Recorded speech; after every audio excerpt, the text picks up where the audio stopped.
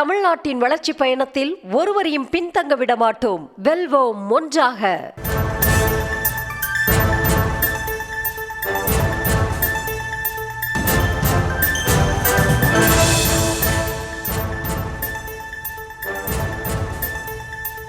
மற்றும் ஓர் அண்மை செய்தி.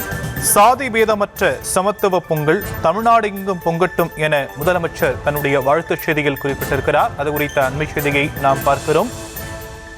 இது குறித்த விவரங்களை செய்தியாளர் பாரி கார்த்திக் வழங்க நாம் கேட்கலாம். பாரி கார்த்திக், முதலமைச்சர் பொங்கல் வாழ்த்துச் செய்தியில என்னென்ன விஷயங்களை குறிப்பிட்டிருக்கிறார்?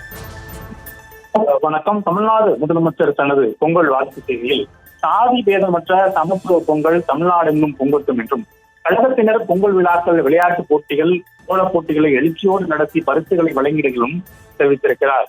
மேலும் நாளை சென்னை சங்கமம் 2026 கலை விழாவை சென்னையில் தொடங்கி வைக்க என தெரிவித்திருக்கும் முதலமைச்சர் அவர்கள் 17ஆம் தேதி மதுரையில் அலங்காநல்லூர் சென்று கலைஞர் நூற்றாண்டு ஏறுதொழில் அரங்கத்தில் ஜல்லிக்கட்டு போட்டிகளை தொடர்ந்து கொண்டு எனவும் தெரிவித்திருக்கிறார்.